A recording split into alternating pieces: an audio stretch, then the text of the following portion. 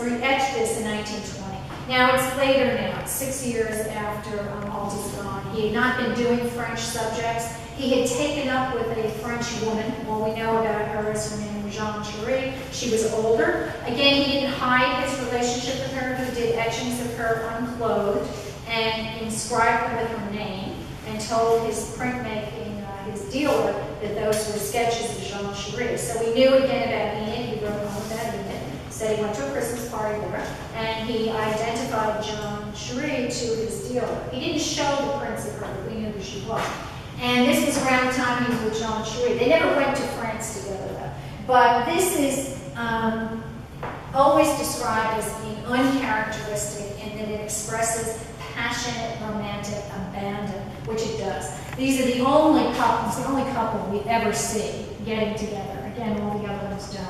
But this is that same Valley of the Seine aesthetic. You know, we've got the railing, we've got them on the terrace, and we've got the scenery in the background. So Two Pigeons may be, and there's a whole, the title comes from a poem, and it's about romantic longing. And it certainly relates to the period when he was with Alt, going back to a place they'd gone together. Avis was saying, you know, it could be him remembering that maybe they did have this moment together, but more often than not, or most likely, it's something he longed for and never had. In fact, that's what the sense of, for many people who read the book, is that it's about this longing, that he was always longing for this intimacy, for this closeness that he never found. And let's see what's next. Okay, the last note. Now this, to me, sort of sums up the whole story. All the other letters were in envelopes, postmarked. This was a lone note by itself. Now she wrote this, it was just folded up, sitting in the box, and she wrote this top half of a piece of paper. It's just the same paper she used in all her other notes, and it's also the sloppy and scribbled. But what it says is, "You are the type of a man who does not believe a girl can be platonic indefinitely. It seems that you are in a class who regards every girl as one with designs to besiege your affections." So obviously she's upset. But the platonic word has been raised.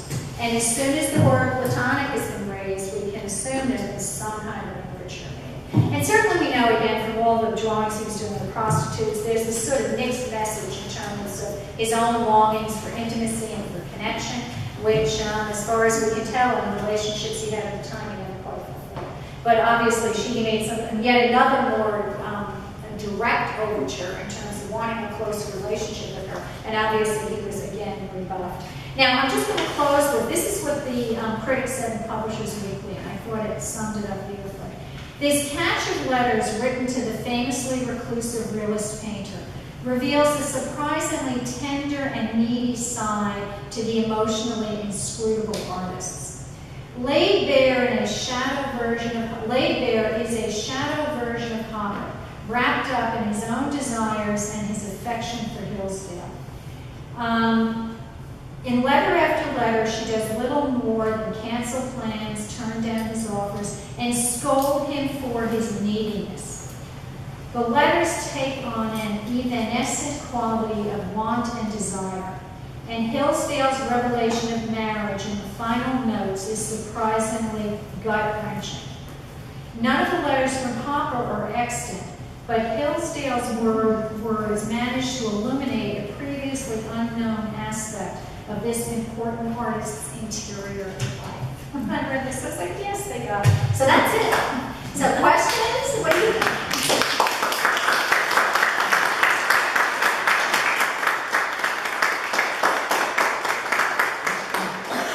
So any questions with the lights on? Any questions? I covered a lot. Again, it's all new territory. Yes, what do you think? What I would have liked to see was some kind of a chronological chart, so I could be able to position where Hopper's relationship with Joe either parallels or just came later, much after. So yeah, that's a good point.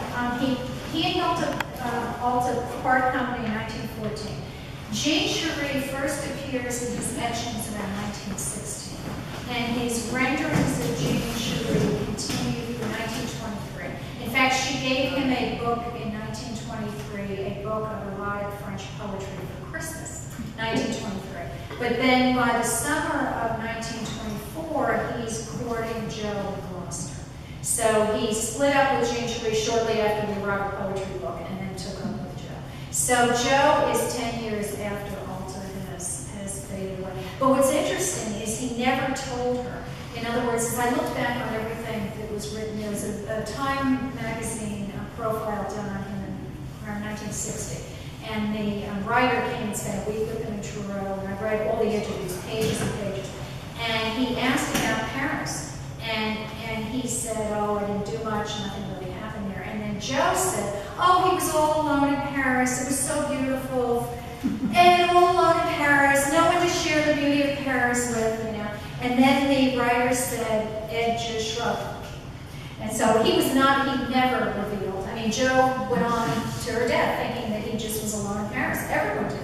Guy Debord, his best friend. So everything that you read, who was it, Lloyd Goodrich, everyone who knew him up until the end of his life, people who were writing his biographies, people who were writing essays, people who were interviewing him, everyone said he was alone in Paris. He was alone in Paris, he didn't take classes, he sat by himself and painted.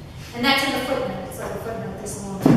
But that's the extent of this ruse, this myth, it to me is one of the most interesting things. And people keep saying to me, well, why did he hide her? You know, why didn't he say anything? I mean, it could be he was embarrassed that she kind of treated him as shabbily as she did. But the only one point I did detect, the few times when she's saying, yes, come over, I'd be happy to see you, is when there had been a gap. In other words, when he sort of didn't write to her for maybe 6 weeks, or he was traveling to Spain, or he just hadn't been in touch with her. And then she'd say, oh yes, I'd very much like to see you. You know? But otherwise, the more he pursued her, the more she pushed him off. And I think a lot of, again, what we saw, the emotional baggage she took from this relationship became part of the relationship with Jo. I mean, the relationship with Jo, I think most of you know this, but I mentioned the fact that in the paintings the people don't connect. Jo, from really the beginning till the end, lamented the fact that her own life as an artist really fell by the wayside as he became more famous. And so one of the things in all the research I've done on her, though, which I'm talking and writing about more, is that she did have a quite creative life after the marriage, much more than we knew. People just didn't write it down because he was more famous. So she did, but she was very bitter about the fact that his star rose, and he did little to sort of bring her along. So, but as far as we know, Jo never knew anything about Alta, and never looked in the attic. They were there. Yes? How old was Hopper when he met Jo? Let's see, 14, yeah, 30, well, they were 40 when they were 40, got married. They got married a year after they started courting. 41, 42. It seems to me that he was alone in Paris because he didn't. And what did the word platonic mean when? I assumed that if I was pursuing somebody for 10 years, I would have given up in year 2. Yeah, but, exactly. Exactly. I assumed that were his relationships platonic until he was 40. Well, you know, that's the other account, and it's actually in one of the footnotes in the book. Lloyd Goodrich, who probably knew Hopper better than anybody, and spent the most time with him, and there are this many pages of interviews, and I've read all of them. Goodrich described him as just being so withdrawn. Now we almost describe it as a personality disorder. I mean, he was brutally shy, all the accounts of him as a child. He grew a foot at the age of 11. Kids made fun of him, he was a grasshopper, he drew all these little sketches with his limbs flying in different directions. I mean, he was never comfortable. He was never easygoing. He was always just brutally shy and very, very withdrawn. Social interaction for him was painful. In fact, other people have said it, but I sort of mapped it out. The only people he interacted with were people who were there.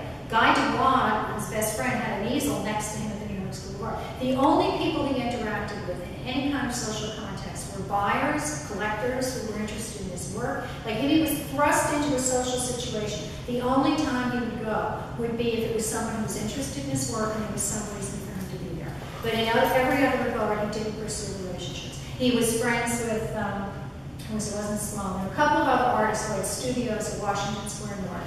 And you have accounts of people who knew him and they would maybe have a beer. Well, no, he never drank. But they spent a little time together. But there's no real, aside from what went on in school, he was at the New York School of Art for 6 years, and there would be gatherings, you know, that everyone would go to.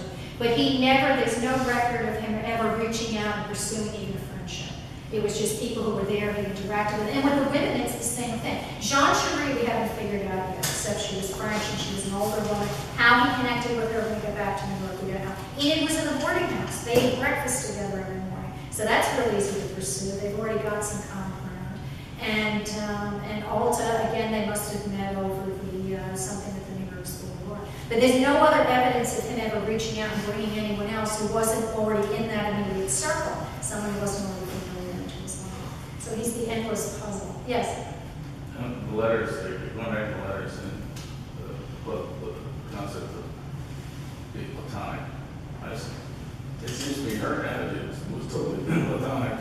She never said anything intimate about him. No, not at all. Or she never complimented him about anything. No, not at all. And it just seems to me it was a total one-way sort of romance. Absolutely, yeah, exactly. And yet he was unrelenting. He didn't give up.